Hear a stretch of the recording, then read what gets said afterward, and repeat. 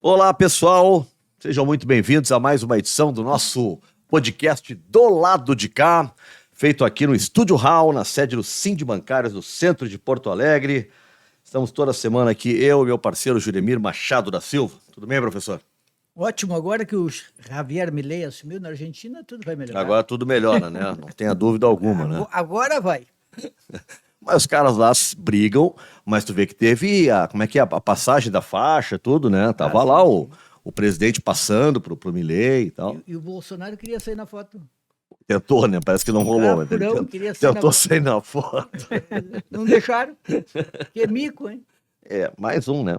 No programa de hoje a gente vai conversar com a Tamires Filgueira, pré-candidata a vice na chapa do PSOL à prefeitura aqui de Porto Alegre. Tudo bem, Tamires? Seja muito bem-vinda aqui ao nosso estúdio. Tudo certinho, só alegria. Só alegria. Obrigada pelo convite, Juremir, Nando. É um prazer estar aqui nesse programa e estou aí à disposição para a gente conversar. Vamos falar um pouquinho de ti, contar um pouquinho a tua história. Tu é da onde, Tamires? Aqui de Porto Alegre mesmo? Sou de Porto Alegre, nascida e criada em Porto Alegre.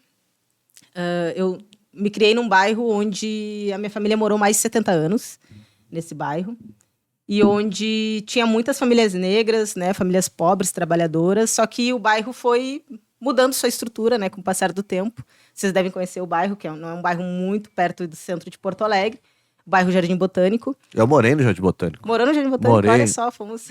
Morei na rua Roque Gonzalez. Na Roque, morei na Barão ali. Morou na Barão. A Roque, quando eu morei, ela não tinha saída. Hoje já tá moderna, uma rua com saída, né? Sim, mudou bastante. Eu trabalho agora ali no bairro, né? Que eu sou servidora da URGS e trabalho ali na Isefid. E aí eu vejo, assim, quando eu passo pelas ruas, nossa, como mudou, né? Como minha família morou ali tantos anos. A Isefid é a ESEF, aquela Escola de Educação Física. Mudou agora a sigla um pouquinho, mas Aquilo nos anos 70, Jeremy, quando eu era adolescente... era aberto, então eu não era estudante, eu era um adolescente, a gente ia com bola lá e era disponibilizado, a gente podia entrar, jogar nas quadras, era tudo aberto. Sim. Agora já não é assim, né? Eu passei lá, agora já tá tudo fechado, gradeado, né? E tal.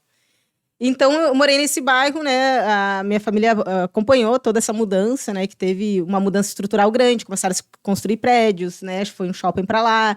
E o padrão de vida ali começou a mudar, né? Então essas famílias que lá existiam começaram a não conseguir mais viver naquele bairro por conta, né, do custo de vida que começou a aumentar bastante. A gente foi talvez, das últimas famílias a permanecer lá, ainda continuam vários vizinhos daquela época e tal.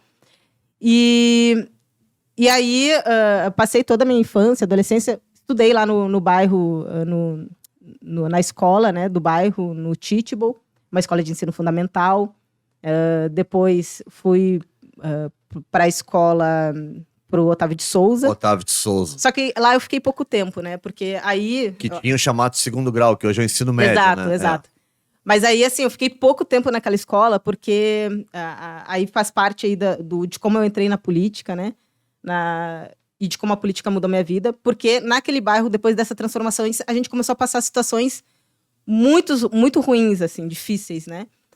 Por exemplo, meus irmãos, nós somos 4 filhos, né? 2 homens mais velhos e 2 mulheres. E os meus irmãos, quando passeavam pelo bairro, iam na praça, iam encontrar os amigos, por diversas vezes eles voltavam acompanhados da polícia. Porque para eles, o passeio no bairro, né, não era algo normal, assim, ver, né, 2 pessoas negras...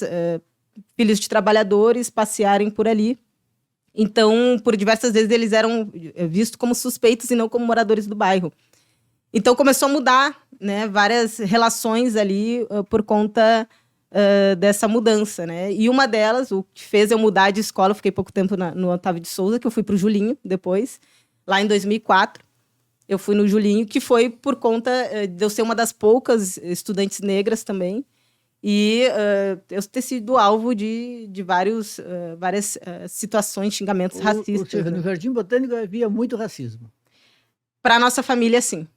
Para nossa família, sim. Claro, foi um bairro assim, que eu tenho lembranças maravilhosas, né? Maravilhosas de convivência, que tem amigos que até hoje a gente conversa, convive. Mas teve essas situações que foram marcantes, ainda mais para uma criança, né? Uma adolescente, que aí isso fez com que desenvolvesse várias sintomas de depressão, que naquele tempo eu não dava, né, esse nome. E tanto é que eu não quis estudar no Otávio, porque todos os meus colegas foram para lá. Não, eu não estou dizendo que todos eram, né? Alguns. Mas que isso ficou marcado, né? Como sendo uma criança negra, para mim gerou traumas, né? O bairro mudou muito ali mesmo, né? Sim, mudou ali bastante. Onde é o shopping hoje, que era do Zá, eles fecharam ali, era o Campo Universal, eram 2 campos de várzea ali. E eles compraram aquele terreno, mas deixaram, olha, acho que uns 10 ou 15 anos fechados, sem nada. Só botaram o marceiro que fecharam, para depois construir esse shopping. Sabe que a minha mãe trabalhou ali no shopping. Ela trabalhava numa livraria ali, bem conhecida, né? Trabalhou 20 anos naquela livraria. E depois a livraria abriu uma loja ali no shopping e a minha mãe foi trabalhar. E trabalhava lá até as 10 da noite. E uma coisa que ela me falava muito, que marcou muito a minha infância, foi: vocês só entrem no shopping se vocês tiverem dinheiro para gastar. Porque se não tiverem, fiquem na rua. E a gente esperava ela daí na esquina, ali perto, mas nunca entrava ou ficava na frente. Por conta disso, porque se ela falava isso pra gente, era porque ela já passava várias situações, né? Lá dentro, no trabalho e tudo mais. Mas aí, enfim, eu fui pro Julinho.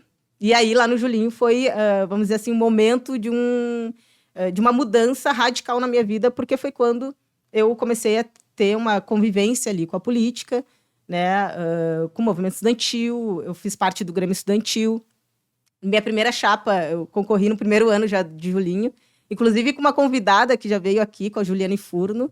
A gente foi colega no primeiro ano de Julinho. Economista, Juliane. Isso, grande economista, orgulho dela, né? E ela foi presidente da chapa, eu fui secretária-geral. E ali começou, né, o meu envolvimento com a política e para mim fez todo sentido, porque todas aquelas situações que eu vivi na infância, na adolescência, começou a fazer sentido na minha cabeça de que não eram situações naturais, né? Era fruto da desigualdade, fruto da imposição capitalista de te colocar naquela condição, né? Então, e aí todo o envolvimento que eu tive ali com uma organização partidária, né, de esquerda, que me trouxe uma formação marxista, mudou, de fato, toda a minha consciência. Na verdade, despertou em mim, né, o que muitos da classe trabalhadora ainda têm adormecido, que é a consciência de classe. E quando me despertou a consciência de classe, eu me vi enquanto sujeito da sociedade, enquanto sujeito de transformação e pertencente à classe trabalhadora. Isso, para mim, fez toda a mudança, né? Foi um marco na minha vida, porque eu comecei a ver a sociedade de uma forma diferente. Ver a sociedade, né? Ver a exploração que existe na sociedade, a desigualdade, a opressão. Então, a política mudou minha vida. E eu gosto muito de falar sobre isso, porque nos últimos anos os partidos de esquerda foram demonizados aí, né, pela extrema-direita, né, nos chamavam de um monte de coisa e se não fosse o partido de esquerda, né, se não fosse a política, eu não sei, sinceramente, onde estaria hoje, né, não sei. Então, eu acho que, assim, uma das coisas que me faz militar, e para mim a militância não é um hobby, não é algo, quando eu tiver tempo eu faço, quando precisar, eu faço. Não, para mim é uma necessidade de vida, de existência, de resistir, de poder fazer com que mais pessoas possam ter esse despertar de consciência. Então, para mim, a militância sempre foi um projeto de vida, sempre foi a minha vida, né? Então, por todo esse período aí, todo esse período de transformação que teve, e aí me fizeram chegar hoje em lugares que eu nunca imaginei chegar, nunca mesmo. Por exemplo, na URGS, estudei na URGS, lá em 2014 eu passei na URGS, para mim foi... O que tu fizeste na URGS? Eu fiz educação física, mas não cheguei a me formar, infelizmente. E hoje tu és funcionária da URGS? Isso, sou servidora da URGS, que também é outro espaço que eu nunca imaginei ocupar, né? E não dá uma tentação, tu tá dentro da escola de educação física, que tu era aluna, não tá louca pra voltar? Fechar? Dá. Tá lá dentro, né? Dá, e eu uso bem esses momentos, esse espaço quando eu tô lá. Participo de um projeto lá que é o Futsal Feminista também. Então, me faz lembrar um pouco desse momento, né, que eu tive. Mas é que, para mim, quando eu passei na URGS, eu trabalhava na Carris.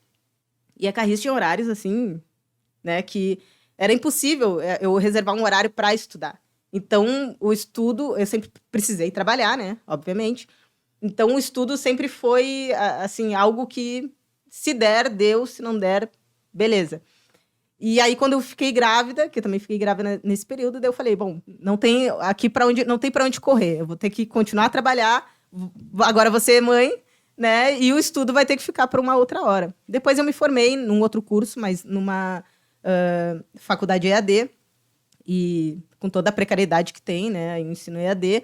Mas para mim foi a única forma que eu me vi com a possibilidade de ter uma graduação de nível superior, né? Quero continuar meus estudos ainda, né? Fazer mestrado e tal e tudo mais. O que tu fizesse em AD, Tamires? Fiz geografia. Geografia. E é isso, assim, então a política foi transformadora mesmo na minha vida. Transformadora, e eu quero que a política continue sendo algo transformador na vida de muitas famílias que passam ainda por essa realidade, né? De ser negados espaços, ser negados acessos a serviços básicos, saúde, educação. Então, é um pouco disso, assim, do que... E tu fez uma atuação como sindicalista. Sim, também, como sindicalista. É na ADURGS ou é... Na SURGS, que é o Sindicato dos Técnicos. Dos Técnicos. Isso. Daí, eu entrei na URGS em 2018, né, como servidora. Daí entrei no sindicato, enfim, hoje eu sou coordenadora geral do sindicato, da SURGS. A gente trava aí várias lutas, né, dentro e fora da universidade. Na luta do Fora Bolsonaro, a gente fez uma luta forte aí nos atos, né? Até quando teve a motociata aqui do Bolsonaro, a gente alugou um avião para passar em cima da motociata, gritando Fora Bolsonaro, com uma faixa gigante. Eu tenho muito orgulho de estar nesse sindicato, que tem uma história, né, uma história de lutas de décadas aí, e que também foi uma referência quando eu estava no Julinho, por ter uma proximidade ali física até, né? Eu tinha muita referência já no sindicato, na SURGS, na companheira Berna, que naquele tempo era também da direção do sindicato. Então, eu me sinto muito, muito feliz de estar hoje podendo contribuir também com a luta, né, da nossa base, em defesa de um serviço público gratuito e de qualidade. Então... Ô, Tamires, vamos falar um pouquinho da nota que tu colocaste nas tuas redes sociais, né? Tu te manifestaste sobre uma manifestação da Manuela Dávila, acho que também nas redes sociais dela, Sim. né? Sobre a eleição. A Manuela, pelo que eu lembro, assim, resumidamente, ela faz uma crítica, né, aos lançamentos da chapa da Maria do Rosário e também da Luciana, e ela refere que a esquerda deveria apostar na nova bancada negra, essa que veio da Câmara e agora também está na Assembleia e tal, Sim. desses parlamentares. E aí tu desse uma resposta, eu queria que tu falasse sobre isso, assim, o que te incomodou na nota, por que tu sentiu na necessidade de te manifestar? Claro. Eu estava conversando antes aqui com o Eu Juremir aqui perguntei em para off. ela de uma maneira direta. Deu treta, né? Deu treta. Deu treta, é verdade. Não, mas capaz, assim, primeiro, a Manuela é uma pessoa que eu lembro dela do movimento estudantil, né? E é uma referência para nós, um baita quadro político, né? Para a esquerda como um todo. Tenho muito respeito e admiro muito a companheira Manuela e me inspiro nela também. Mas assim, aqui é o papo é reto, né? Eu não costumo fazer muita curva e tal, então eu resolvi... Direto ao ponto. Eu resolvi, naquela carta, expressar o meu sentimento de incômodo, né? Me incomodou um pouco. Mas de fazer o debate político também, né? O debate político sério e tal, que é o que estava, né, alguns dias atrás, colocado nas redes. E aí, algumas questões que eu coloquei, né? Eu também me sinto parte da bancada negra, né? A bancada negra, claro, tem rosto, tem nomes, mas representa todo um movimento que foi criado, né? Muitas pessoas que ali não são vistas, mas que estão junto. E eu me sinto parte da bancada negra. Foi um grande fenômeno, um grande movimento que tem que ser fortalecido. Tanto é que nas próximas eleições esperamos estar fortalecendo mais uma vez a bancada negra.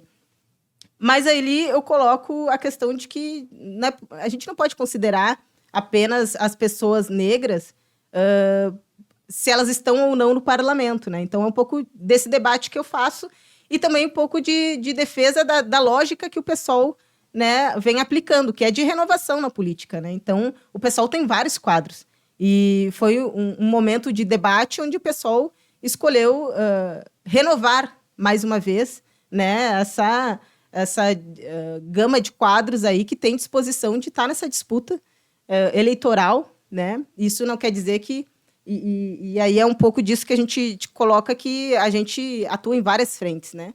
Uns estão mais públicos, outros estão mais, são mais internos, mas todos nós somos um partido. E, nesse sentido, a discussão das prévias, o PSOL foi quem propôs as prévias, né? E não foi só nessas eleições. Em outros momentos, a gente também fez a proposta das prévias. E, para nós, naquele momento, quando foi debatidas as prévias, tinha um impasse que era quem ia ser a cabeça de chapa. E o PSOL estava na disputa para ser uma cabeça de chapa, porque tem quadros para isso, né? A gente tem, inclusive, né, tem Luciana, tem Fernanda, tem Matheus, enfim, vários. E, naquele momento, para nós, a gente era imprescindível estar nessa disputa pela cabeça de chapa. Mas, em nome da unidade, o PSOL já disse que abre mão da cabeça de chapa para poder sair a unidade e a gente ia avançar num debate de programa. Então, não tem mais o porquê, talvez, né, de ter esse debate de prévias, que era para discutir nomes. A gente quer agora avançar no programa. E, nesse sentido, o PSOL vê a necessidade de ter uma mulher negra na composição de chapa, e, nesse sentido, escolheu o meu nome. E a gente tem toda a legitimidade, enquanto partido, de estar escolhendo os nomes, né? A gente está fazendo isso em todo o Brasil. E me soa um pouco estranho de que só aqui no Rio Grande do Sul é que tem o questionamento de o porquê ter esses nomes, né? Quando é duas mulheres, né? Na eleição passada também tinha um debate de ter prévias e tal, agora de governador, né? Mas quando se teve o consenso ali, teve a indicação de cada partido, de seu Edgar e de seu Ruas, ninguém mais, né, quis falar em prévias, não teve nenhum tipo de discordância em relação aos nomes, e a gente conseguiu avançar. Agora, quando é duas mulheres, né, que se colocam, tem esse tipo de crítica. Me soa um pouco estranho isso. Agora, né? Será que não está acontecendo algo que não deveria acontecer? Algumas feridas ficando pelo caminho para constituir essa chapa? Porque, assim, nós temos ouvido quase todo mundo. Outro dia veio o deputado Matheus Gomes. Uhum. E o Matheus, ele disse que achou que a escolha da chapa foi da direção do partido. Ele criticou. Uhum. Foi da direção. Ele não se sentiu consultado. Por outro lado, veio o deputado Leonel Hadi, que esse está satisfeito. Disse, olha, uma chapa, a gente ainda brigou com ele, que nos deu o furo de que a chapa seria a Maria do Rosário, né? E tu. Mas, assim, conversando com outras pessoas, a gente vê que tem mais gente que gostaria de estar nessa chapa. A própria Manuela, porque a Manuela agora, como tem a federação com o PT, PCdoB, ela está meio descartada. E ainda mais que ela está nos Estados Unidos. Será que ela não estava pensando assim, vai ter uma grande discussão e o nome dela seria também aventado? E outros nomes que estão mais silenciosos, por exemplo, no PSOL, Pedro Ruas queria ser candidato. Ele se conformou? Olha, eu posso falar aqui do meu partido, tá? As discussões, né, que a gente tem no partido. Mas, assim, primeiro que assim, o processo interno do PSOL foi democrático. A gente criou vários espaços para debater isso. A gente veio de um congresso, agora recentemente, um congresso nacional, onde reuniu mais de 50 mil pessoas. Tivemos um congresso municipal, agora que teve mais de 1.000 pessoas que participaram, né, com 10 plenárias feitas só aqui em Porto Alegre.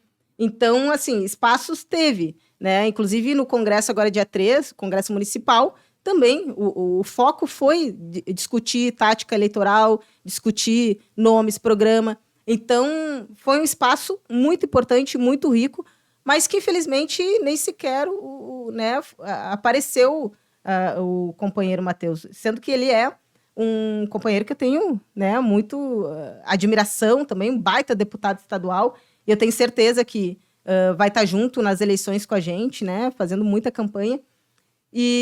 Mas é isso, eu acho que assim, a gente precisa ter confiança, né, nos partidos e saber que eles têm legitimidade para indicar os nomes que queiram indicar para fazer essa disputa eleitoral.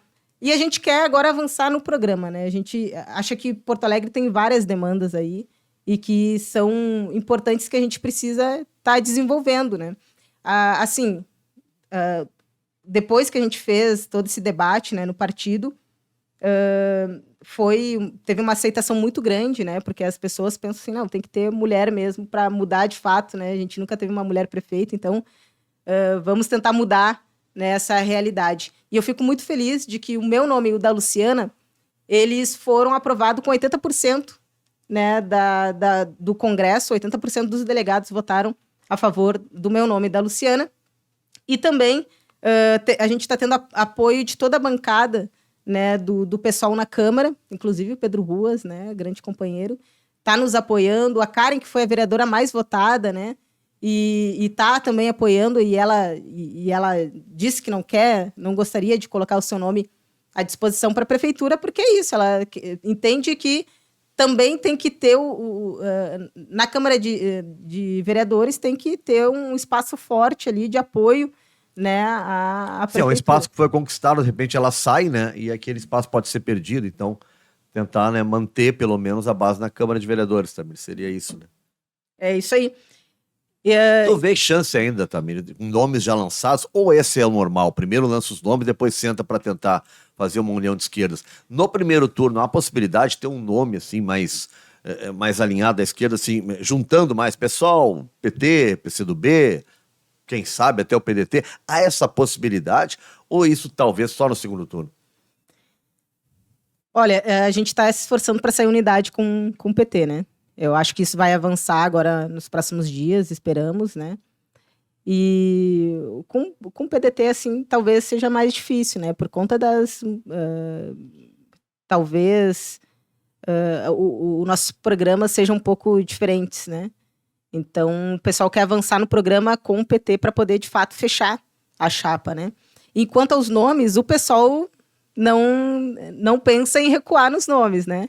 Então, inclusive, se não sair unidade, eu e a Luciana já estamos prontas aí para entrar em combate, em cena aí, mas esperamos que saia a unidade para que a gente possa, de fato, estar fazendo uma boa disputa. Contra a unidade, então, deve acontecer, porque, na verdade, o PT e o PCdoB, eles não têm como se separar, é uma federação. Sim. Eles estão juntos de qualquer forma. O PSOL e a Rede também. Então, se houve essa aproximação do ponto de vista do PSOL de aceitar que o PT tenha a cabeça da chapa, que seja a Maria do Rosário, e da parte do PT, que seja o PSOL na vice contigo, então está resolvido. Não é bem assim. Quem pode ameaçar esse entendimento?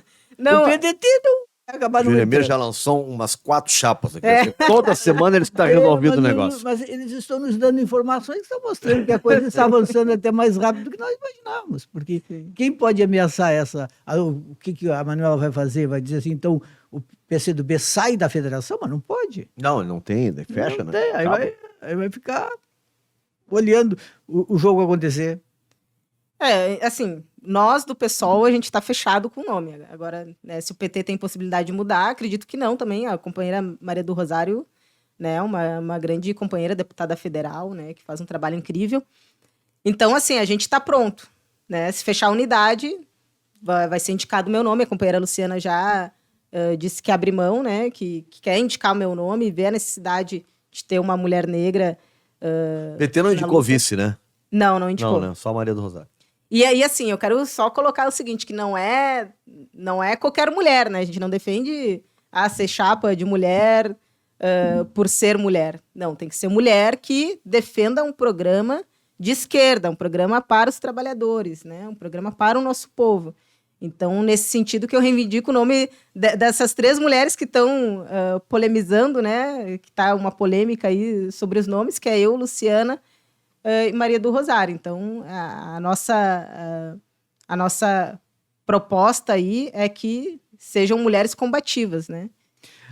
Tá pintando, Juremir, no segundo turno, 2 mulheres contra 2 homens, né? Sim, é isso que está pintando. É isso que está pintando. Agora, o presidente Lula lançou um novo programa, uma campanha, que, se eu bem me lembro, o título é Brasil, o povo é um só. É esse o mote. Uhum. Porque haveria uma ameaça assim, até interna, de vamos polarizar mais Então, para tentar evitar essa cisão, se decidiu apostar nessa campanha. Mas em termos de disputa eleitoral, cada vez mais, pelo que eu tenho lido dentro do PT, forte a ideia de que para ganhar tem que polarizar. E isso teria justificado, por exemplo, a escolha da Maria do Rosário, porque a Maria do Rosário, ela é uma deputada muito ativa, muito importante, mas ela também tem bastante rejeição, a direita não gosta dela, o centro não gosta dela. Que bom. Se não gosta é porque então, tá certo. Mas tem que ganhar, né, também. Vai ter que ganhar. Isso aí, vamos para cima. Agora, Nunca foi fácil. Tu falaste uma coisa que me interessou muito, vocês tiveram agora esse congresso, e que falaram lá de estratégias eleitorais, de táticas eleitorais. A gente poderia saber quais são as estratégias eleitorais que são discutidas assim? Qual é o ponto principal? Por onde é que vocês acham que dá para ganhar? Então, primeiro assim, sobre a questão da chapa que eu acabei não comentando, já tem os nomes definidos, né? Mas a gente está em busca da unidade e um dos critérios para nós, para fechar a unidade, é o programa, né? Então, está se avançando nisso, na questão do programa, de ter tarifa zero, de retirar aí do projeto de privatização do governo federal, o GHC, né, o Transurb. Se a gente estiver na prefeitura de Porto Alegre, não será privatizado o DEMAI, né? Nós faremos o esforço para que isso não aconteça, né, nós do PSOL. Então é isso. Sobre as estratégias, olha, a gente está debatendo bastante sobre isso. Hoje a gente tem uma Porto Alegre aí que está completamente segregada, né? O próprio transporte público, né, é uma ferramenta da segregação, porque coloca o nosso povo aí num isolamento aos finais de semana, por exemplo, com a diminuição de linhas de ônibus, né, com os horários aí sendo bem escassos, né? Então, praticamente o prefeito Melo vem dizendo que tá fazendo a movimentação de isolar a população cada vez mais, né? Então, a questão da tarifa zero para nós é importante, muito importante. Até eu não comentei, mas uma das questões que envolveu aí uma das preocupações da minha mãe, né, quando eu estava no Julinho, foi que eu fui para uma escola que era muito distante da minha casa, né? Então, o transporte público era um problema, né? Porque não tinha dinheiro, ela não tinha dinheiro para pagar minhas passagens, e foi aí que eu tive que começar a trabalhar, né? Para poder pagar as minhas passagens. Isso é ainda a realidade de muitas famílias, porque é um absurdo que o transporte público ainda seja uma questão que impede, né, que muitos estudantes deixem de estudar, que as pessoas não consigam procurar emprego porque não tem como se deslocar, né? Então, a questão da tarifa zero para nós é um critério para fechar a unidade, né? E, com certeza, pensar a cidade para o povo, né? Que o povo seja o centro das políticas de Porto Alegre. Então, a gente quer pensar num problemas estruturais, como, por exemplo, a questão de falta de creche. É um problema que já vem há anos, né? E, infelizmente, se aprofundou. Como é que as mulheres trabalhadoras vão trabalhar, vão procurar emprego, sabendo que seus filhos não estão num lugar seguro, não estão alimentados? Nenhuma mãe consegue fazer isso, né? Então, são problemas que a gente quer solucionar esses problemas, dando uma saída prática para isso, né? Então, esse problema das creches é histórico, né? É histórico. Há muito tempo a gente tem esse problema, não resolve, né? Não sei por onde está a solução, mas eu vejo que a prefeitura às vezes faz parceria com algumas creches que são privadas, né? E aí faz parcerias e tal, mas aí, Juliamira, a creche tira férias coletivas, privada, né? 30 dias, aí as mães já não sabem o que fazer com as crianças também. Sim. Esse é um drama de muito tempo. A gente entrevistou a Bruna também, que é lá da Vila Cruzeiro, né? A Bruna também fala que foi um dos dramas também para ela, foi essa questão das creches. Sabe que quando eu estava... quando minha mãe, né, trabalhava e tal, eu era pequena, E a gente ficou muito tempo sem luz, anos. Acho que até minha adolescência sem luz em casa. E aí a gente fazia gatos, né? Só que teve uma vez que a companhia de energia elétrica tirou o relógio, né? A gente era muito pobre, né? Olha, também está cheio de cara, eu moro na Zona Sul, no extremo sul, que tem uns sítios grandões, umas coisas maravilhosas, e é tudo gato. Sim, tudo gato. mas eu não tenho vergonha de falar isso, porque é realidade, gente. Eu vivi, não fui rica, né? Nunca fui, nem sou. Então, assim, trabalhadores, meus pais se esforçaram muito para criar 4 filhos. E aí, por que eu quero chegar nisso, né? Porque teve uma situação que, por conta da minha mãe não ter com quem deixar a gente, ela trabalhava, né, até mais tarde, até umas 7 horas por aí, e não tinha uma creche com quem deixar, a gente ficou vários dias, né, vários momentos da nossa vida sozinhos em casa, né, 4 crianças. E numa dessas situações teve um acidente doméstico muito grave. Que idade vocês tinham? A mais velha, por exemplo, tinha que idade? Tinha uns 14 anos por aí. Adolescente. E eu era mais nova, que tinha 6, 7 anos. 6 anos. E aconteceu, porque a gente andava daí com vela, porque, né, começava a anoitecer, a gente precisava andar com vela, crianças, né? E numa dessas, eu tive uma queimadura, queimei 20% do meu corpo, uma queimadura de 2º grau, né?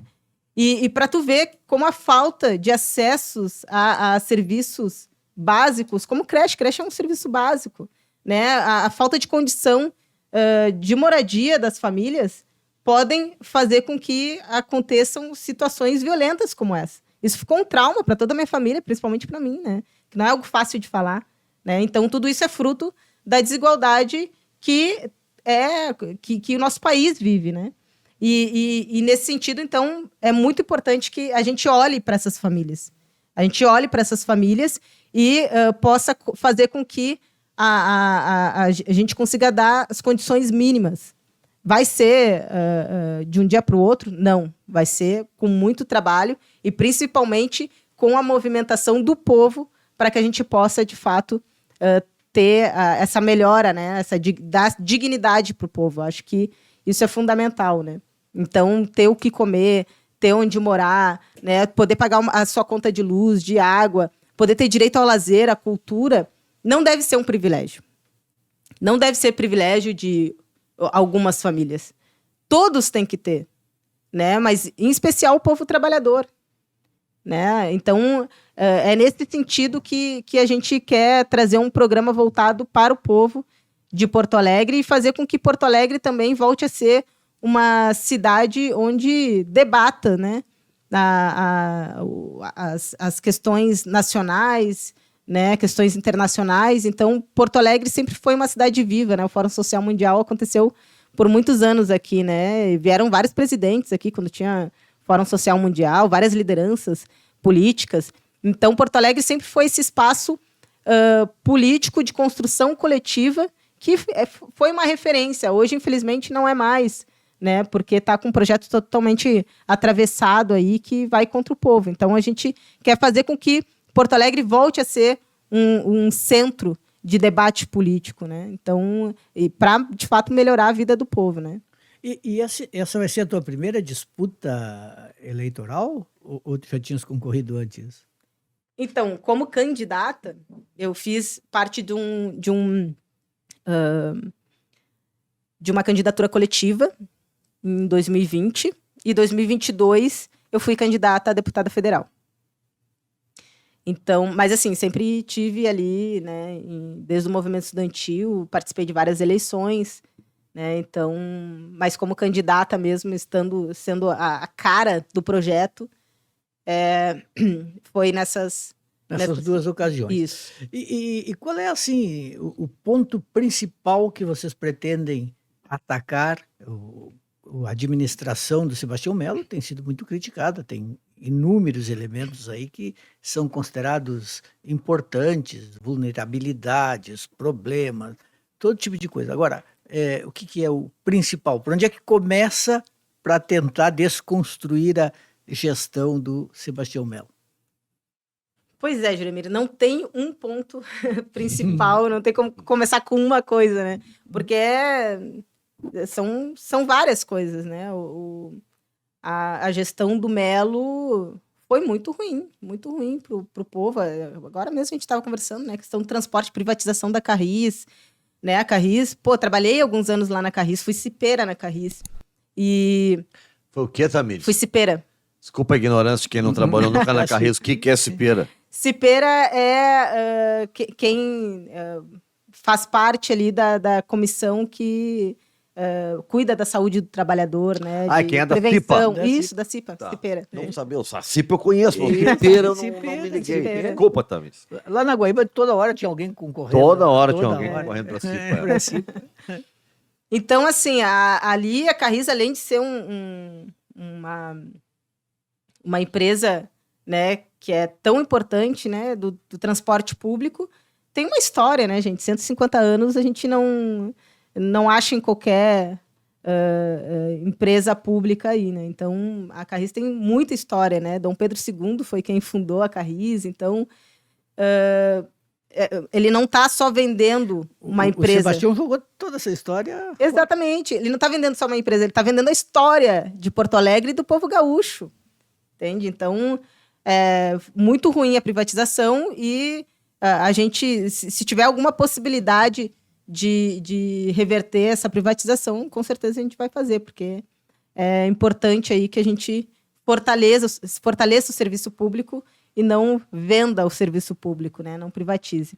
Então, assim, tem várias questões, né? A questão, propriamente, também da creche é outra, né? Que é importante que a gente faça o debate e de fato, atenda a necessidade, né, do povo aqui de Porto Alegre, que precisa de vaga nas creches, porque a gente está falando aqui das pessoas, mas pessoas que têm gênero, que são mulheres, né?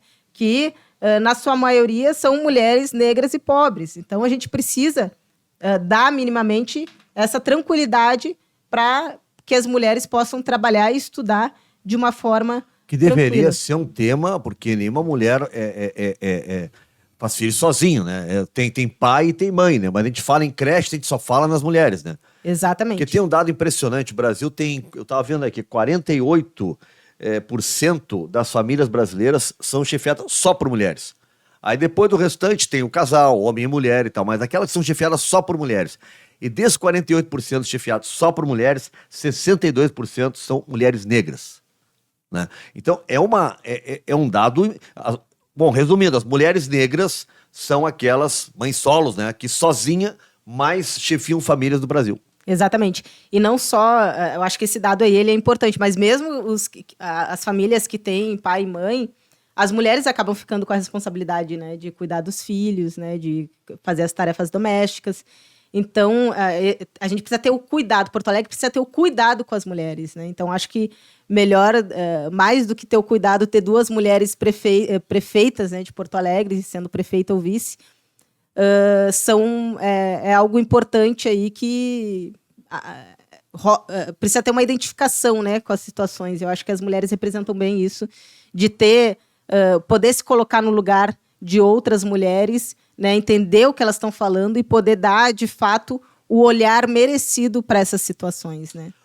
Tamires, o Jaimiro falou sobre estratégia eleitoral.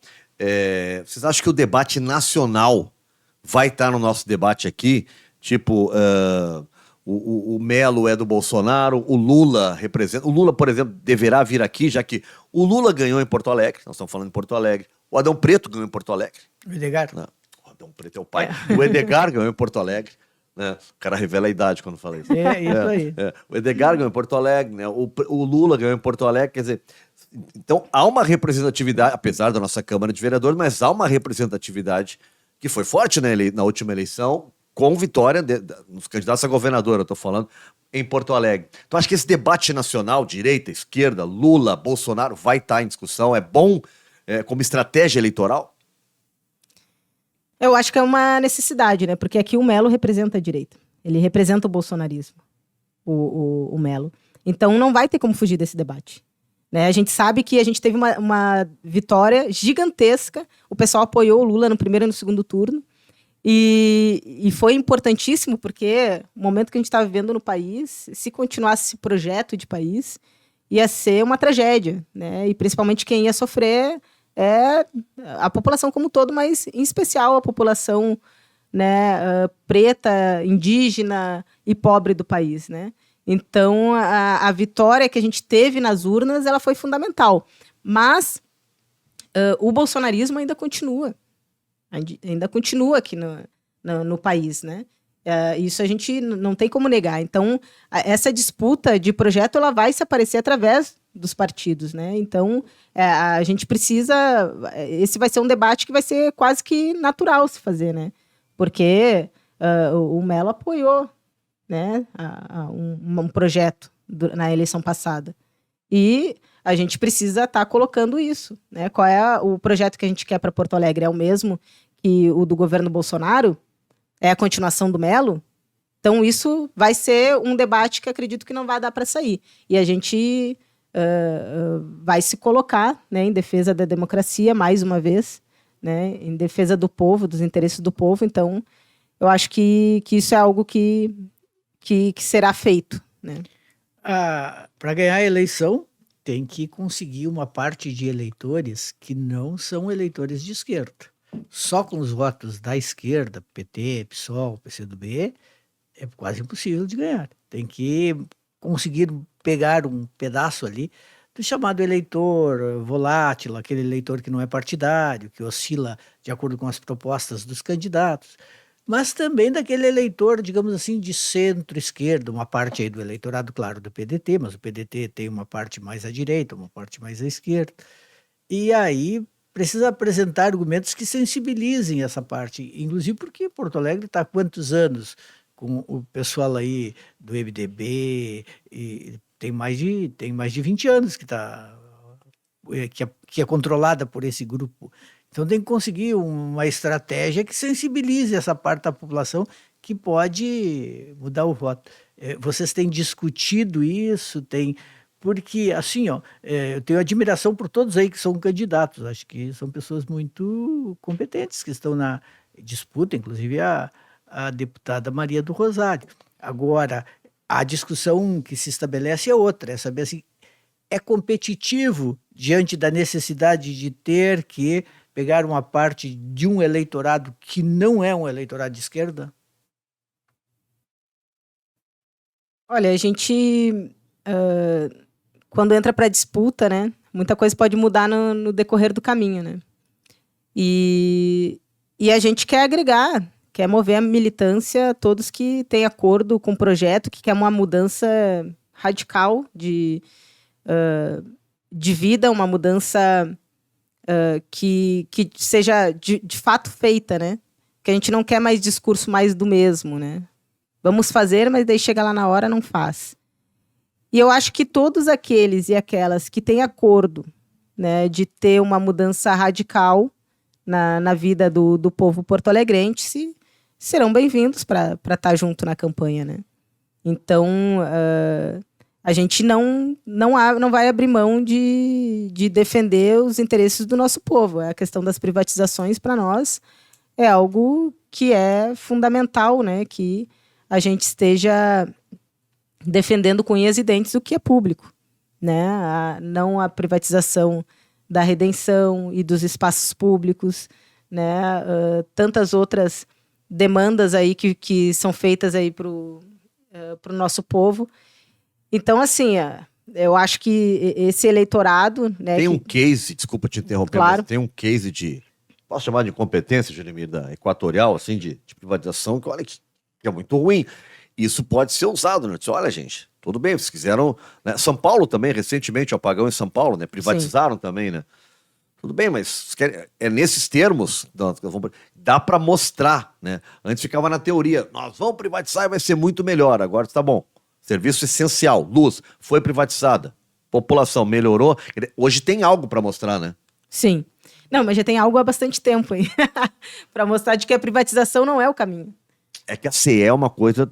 Eu sei, mas é que a CE assim, ó, é uma coisa do nosso dia a dia. Não tem como tu viver sem hoje. Né? Então, assim como a água, né? Como água, exatamente. Água, são questões fundamentais. A água tem que ser um bem público, não pode ser privatizada, né? na minha opinião.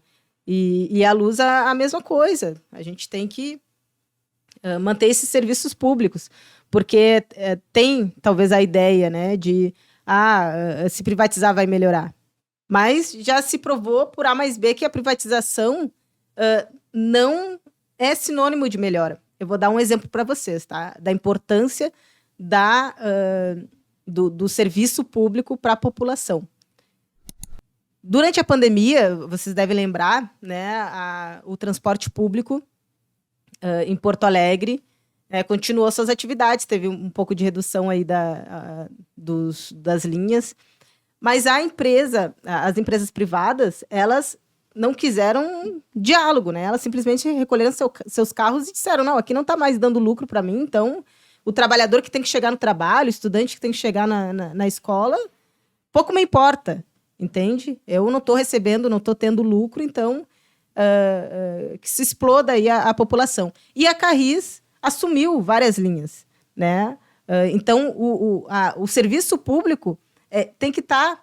Esses serviços públicos têm que estar a serviço da população para oferecer uma qualidade no serviço. E não a serviço do lucro, como tem o pensamento das empresas privadas, né? Então, eu acho que isso é um exemplo bem emblemático, assim, da importância de ter os serviços públicos e não privatizar.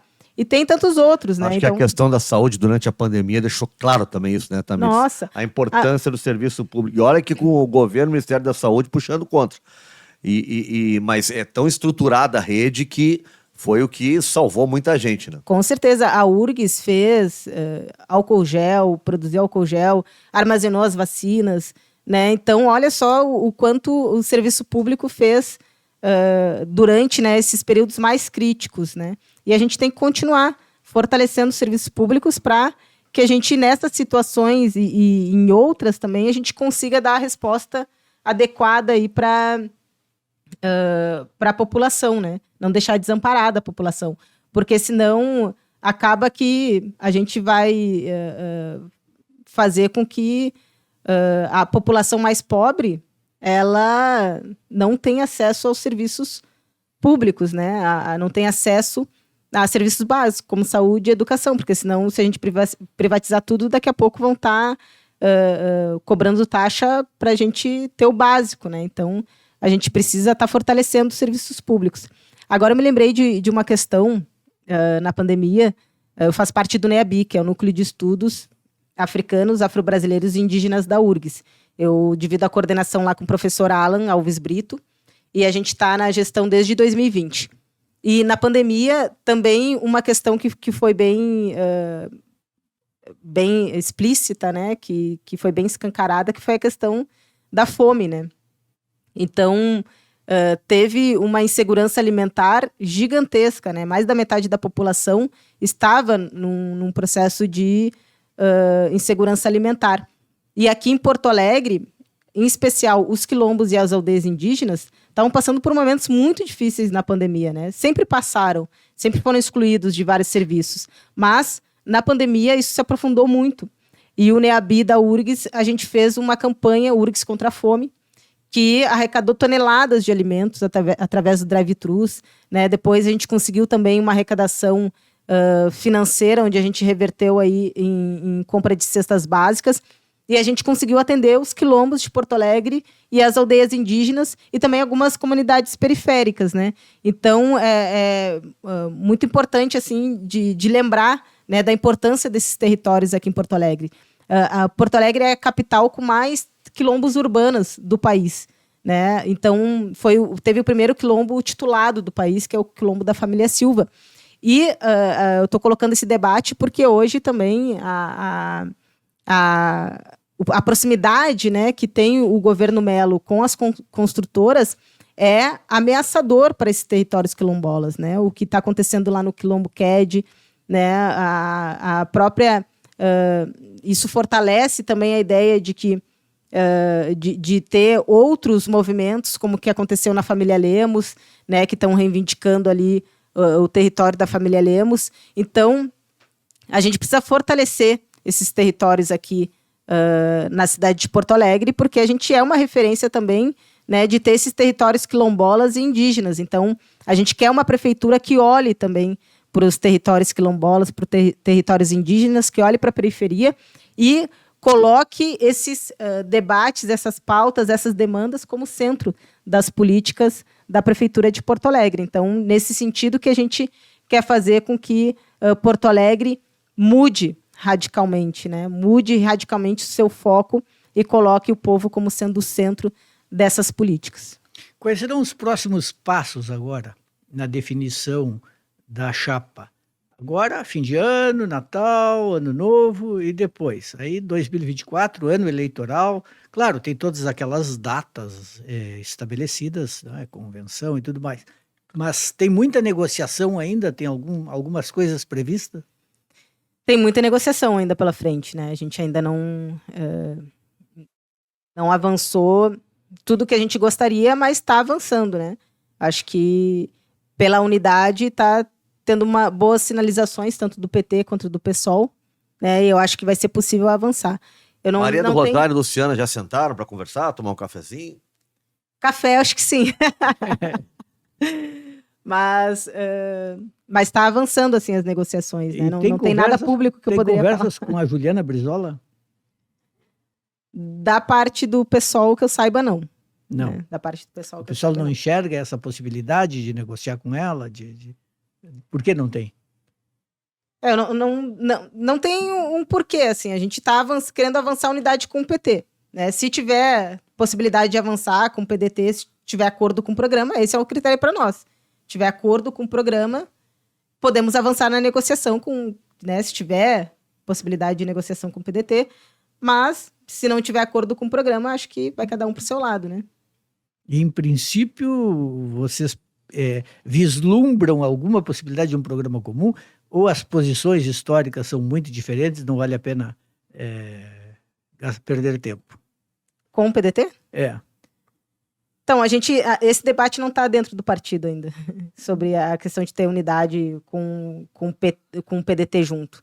Né? Hoje, o que está sendo discutido internamente no PSOL é que tenha uma unidade com o PT. Agora, se mais para frente tiver esse debate, né, a gente vai avançar. Mas hoje por hoje não tem. Nossa unidade é com o PT, com um critério que tenha um acordo no programa, né? Um programa que faça a diferença real para a vida do povo. É que lá atrás, eu lembro que o Jeremy está falando, lá atrás, quando se começou a falar em União da Esquerda, se falava uma coisa muito ampla, né? Tinha não só o PDT, mas entrar o PSB também, exatamente, né? Era tentar ter um nome de todo mundo pela força, né? Além do que, de ter toda a máquina, né? Toda a estrutura que tem o Melo.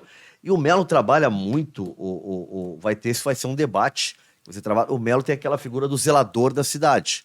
Então ele começa a falar, nas entrevistas é assim, ele dá o nome da rua, o número, esquina com tal rua e tal. Ele faz questão de mostrar que conhece a cidade, isso dá voto, né? Dá essa coisa da zeladoria. Você sabe que isso vai ter bastante, né? Vai ter bastante esse debate sobre... O debate pode ser sobre... Sim, mas tu fala zeladoria, tu sabe tudo, só que na hora de agir, age errado ou age mal. Isso pode ser debatido. Age conscientemente. Claro, mas esse conhecimento é inegável, né? Que ele chega e sai falando os nomes das ruas e tal. E isso, às vezes, pesa muito numa eleição. Sim, eu acho que a questão da forma como ele fala, né? Acho que pode dialogar com algumas pessoas, mas como eu tinha falado antes, né? O discurso e a prática não pode ser algo diferente, né? Então, a gente quer fazer com que tenha uma prática, né? Então... falar que lá no bairro da Restinga precisa de creche e não colocar uma creche lá no bairro da Restinga é uma contradição, no mínimo uma contradição, né, mau caratismo, não sei, mas usar o discurso do povo para se eleger e depois não fazer política para o povo, não é isso que a gente quer fazer. Até porque o Melo era vice, agora é prefeito, que ele estava lá, né? Se ele está constatando que não tinha creche, né? Ele estava lá. Sim. É verdade. Agora, a gente está quase chegando no final, umas coisas assim que importantes para a gente saber. Por exemplo, fundamental. Tu gosta de futebol? Qual é o teu time aqui no Rio Grande do Sul? Sim, gosto. Colorado ou Gremista? Colorado. Porque aqui eu pergunto o time. Falou, se eu bem entendi. Sim, eu já vim de vermelho por causa do Colorado. Gostou da eleição do Barcelos? Sim. Então, assim, a gente não tinha muita opção, né? Mas eu também votei ali na chapa por conta que o povo do clube estava apoiando, né? Então, Chapa 4. Isso, chapa 4 do povo do clube, pro conselho estava apoiando. É um pessoal forte, conheço algum pessoal lá da Restinga, especialmente, tem muita gente. Agora o Barcelos, eu conversei com ele, Juremir, ele trabalhou já nas gestões do PT, acho que até foi candidato uma vez, e ele sofreu muito preconceito. Porque os clubes de futebol tá cheio de gente que já foi candidato, mas o fato de ele ser do PT, ele teve muito problema na O chegada. mundo do futebol é conservador.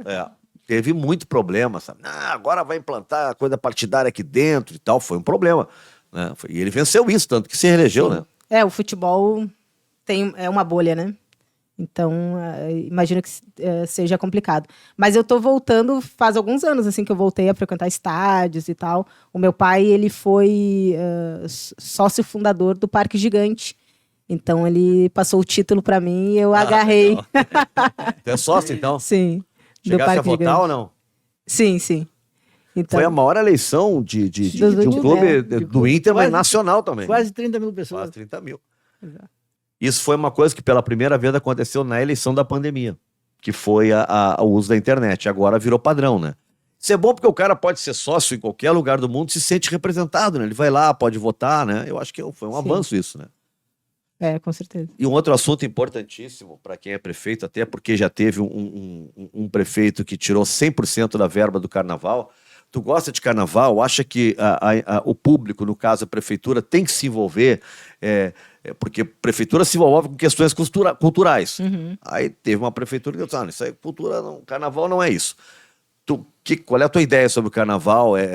Tá dentro do escopo? É uma coisa que a prefeitura tem que apoiar, tem que se envolver? Com certeza. A prefeitura tem que dar toda a estrutura, né, pro carnaval, mantendo a independência das escolas, né? Porque Tu tem uma escola? Então, eu gosto de várias. Eu sou da Praiana, estamos na segunda divisão. Vou homenagear o meu querido amigo Giba esse ano. O Giba. Eu tenho uma foto com o Giba. Eu fui o violonista do Giba durante muitos anos, acho que uns 20 anos. A gente chamou ele para uma atividade lá no Grêmio Estudantil do Julinho, que era a Semana da Consciência Negra, e ele foi lá. Você é o Supapo? Ou foi sem? O Supapo é o instrumento acho que foi dele? Sem. Não, ele não levou. Não, tu não esqueceria, porque o Supapo é quase do tamanho dele, né? Um troço enorme, né? Foi ele, a Vera Rosane, a Mariette Fialho. Tenho foto com eles. Muito, muito legal aquele momento. Mas tu dizia que não tinha escola. Não. Tu era de várias. Isso. Eu gosto do carnaval, uma festa popular, né? Importante. Onde as comunidades se reconhecem ali, se constroem junto. Então, é muito importante. A prefeitura tem que dar, com certeza, muito suporte, apoio, né, financeiro, político, estrutural, e para fazer com que as escolas, né, continuem com sua independência, né, em relação à prefeitura, e que façam aí um desfile, né, bonito, né, com bastante envolvimento aí da comunidade. Mas é isso, o ano passado eu desfilei na Acadêmicos da Urgia. Desculpa, esse ano. Esse ano. Desfilei na Acadêmicos da Urgia, né, que foi uma homenagem ao Oliveira Silveira. Eu adoro o nome dessa escola, Acadêmicos da Urgia. É bom, né? Eu adoro essa escola. O meu pai participou também muito, antigamente, da Acadêmicos da Urgia, então é uma escola que eu gosto bastante, assim, tem bastante Não é vermelho apreço. também, Acadêmicos, que eu tô enganado. Não. Imperador, eu sei que é, mas Ela é verde e branco. é verde e branco. Nada Verde a ver. branco. Verde e branco. Nada a É ver. palmeirense. A Praiana é verde e rosa. Então, eu desfilei esse ano e foi muito legal, assim, né? Mas é isso, a gente também quer dar foco para as questões culturais aqui, né? Tanto para o carnaval, né? Para o teatro, né? Eu acho que tem que dar esse fortalecimento aí para o teatro, para capoeira. Capoeira, participei agora da 10ª semana de capoeira, fui na abertura. Maravilhoso, assim, o movimento que fez. Teve o apoio aí da Karen, né, da vereadora Karen. Tem um movimento de hip hop muito forte. Movimento em Porto Alegre. hip hop. Muito forte. Com certeza, o movimento hip hop, né? Também tem que ser fortalecido. Então, acho que a prefeitura tem que dar o suporte aí para desenvolver a cultura, em especial a cultura do povo, né? Então, o carnaval, a capoeira, o hip hop, né, o teatro. Então, são vários espaços aí que tem que ser criados, porque muitos foram abandonados e também tem que ser fortalecidos. Ainda nessa parte Revista Caras, música, o que tu gosta de ouvir? Nossa, eu sou bem eclética. Mas assim, um samba e um pagode, se tiver, Mais eu eclética? perco a hora. Eclética É a bom. ponto de fazer como o Juremir, botar um Jorge Mateus, uma coisa assim pra Jorge tal. Mateus. Marília Mendonça. Jorge Mateus, nem conheço. Segundo a minha amiga Débora de Oliveira, são os novos Tom e Vinícius. Ó, eu vi ontem na televisão que os caras que mais tocaram no rádio no ano. Ana Castela foi a que mais tocou. Ana Castela eu vi sábado à noite no Altas Horas. Ele é engraçado. Mas, assim, parece que quem mais rodou no ano foi o Zé Neto, aquele que se acidentou. Uhum. Zé Neto e Cristiano, eu acho. Foram os caras que mais rodaram no ano no rádio brasileiro. No Spotify, os 5 primeiros são todos música sertaneja. Até o quinto eu lembro que é o Jorge Mateus e o primeiro é a Ana Castela. A Ana Castela, ela é uma menina, assim. Ela parece Não sei se eu conheço alguma música ela dela. é do Mato Grosso. Ela, filha, eu acho que de um fazendeiro. Canta um pedacinho aí, um Ah, trechinho. não tenho a menor ideia. Não consegui decorar. Juremir, um A, pedacinho da Ana Castela. a música mais conhecida dela, eu entendia que ela dizia a goiabeira, mas era a boiadeira. A boiadeira. Que maravilha. Pois é. Tamir, estamos chegando ao fim. Teu dia a dia, como assim, Tamir? Tu vai teu horário na URGS, depois tu vai pro partido, como é que é a tua... Tripla jornada, não muda, né? Então Tem filho ou filha? Qual Tem é? filha, tem uma filha de Que- 7 anos. 7 8 anos. Nossa, 8. ela fez aniversário ontem. Não, isso ontem, mano. Então, parabéns. Qual é o nome dela? Luanda. Parabéns, Luanda. Obrigada. Mas eu tenho, enfim, trabalho 8 horas, né, na URGS, e aí me multiplico cuidando de filho, casa, né? Eu tenho talvez até o privilégio de ter um companheiro que divide todas as tarefas comigo. Então, é isso, meu dia a dia, né? E o partido é 24 horas, não tem como eu falar, agora é minha dedicação ao partido, agora não é 24 horas, né? Estou no trabalho, estou em casa. Na tribuna do WhatsApp o tempo inteiro. Tamir, muito obrigado. Foi bem legal te conhecer. Acho que é importante. Não sei se tu quer dizer alguma coisa que a gente não te perguntou, que tu quisesse falar, aí fica à vontade aí que estamos fechando. Não tenho nada para falar, só agradecer mesmo, né? Obrigado pelo espaço. Quero voltar aqui outras vezes também. De repente volta como candidata oficial, né? Já vice-prefeita. Depois como vice-prefeito. E depois como vice-prefeita. Daí vai vir várias vezes. Primeira entrevista como vice-prefeito. É Já verdade. Já pensou? E aqui o primeiro é como pré, né? Como Então, pré-candidata. pronto, então fica, enlaça as coisas. Então tá fechado o acordo, Tá fechado né? o Tá acordo. fechado. Primeira entrevista como vice vai ser aqui. Do lado de cá. Sabe que cidadão não é pouca coisa. Nós estávamos juntos na Rádio Guaíba e quando o Lula foi solto, depois daquela prisão dele, né, a assessoria, não fomos nós, a assessoria entrou em contato conosco, né, e disse que o Lula, a primeira entrevista que ele gostaria de dar era para o Juremir e para a Thaline, que tinham feito a última entrevista antes dele ser preso. Olha a moral que nós estávamos. E nós só não entrevistamos porque 5 minutos antes da entrevista, a direção da Rádio Guaíba censurou a entrevista. Né? E nós não botamos... Estávamos nós com o Lula naquela época da pandemia, com o aplicativo Zoom. Né?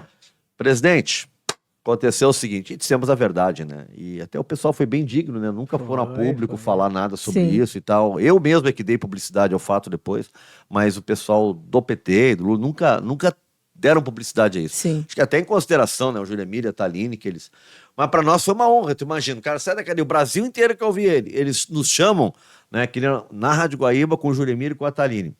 Uma pena que a empresa não entendeu a grandeza de tudo isso. Né? Sim. O sindicato não vai censurar a entrevista com a vice-prefeita. Não. Com certeza. não Até terá porque o censurado. Sindibancários é parceirão aí na luta, né? Parceiro. Tá sempre- Aliás, um abraço pro pessoal aí da Caixa, funcionários da Caixa Absef, né, Laís? Que foram os vitoriosos, venceram o Bradesco, Gravataí. O Bradesco que sempre tá chegando, o time do BG, mas dessa vez 2-1 eu narrei o jogo. Final da Copa Sindibancária de Futsal. E eu fui o narrador, sábado, lá no Sindicato Metalúrgicos de Canoas. Então, olha, vou te dizer uma coisa, gente. Tô largando o comentário, vou narrar. Me ouvi e me gostei. Tá muito bem. bom. gente. Tem tudo para ser um grande Autoestima narrador. Claro. Sucesso, Tamires. Parabéns e sucesso na caminhada aí. Obrigada, gente. Valeu. Tchau, tchau. Juremir, até a semana que vem. Até a semana que vem, né? A nossa querida Laís esteve aqui na produção, o Diego ali na parte técnica. E Laís, o que eu tenho que dizer sempre, né? Que ninguém pode deixar de fazer. Não está inscrito no canal, te inscreve no canal, dá um like também, compartilha a entrevista, né? O pessoal conhecer ainda mais, né, o programa e a Tamires. E aí, na semana que vem, a gente volta. Quem não acompanhou desde a íntegra, vai ficar na plataforma, pode assistir quando quiser, a hora que quiser. Esse é o bom do YouTube, né? Não tem horário fixo. A hora que quiser, bota ali, assiste com calma. Tá certo? Obrigado, gente. Até semana que vem. Feito.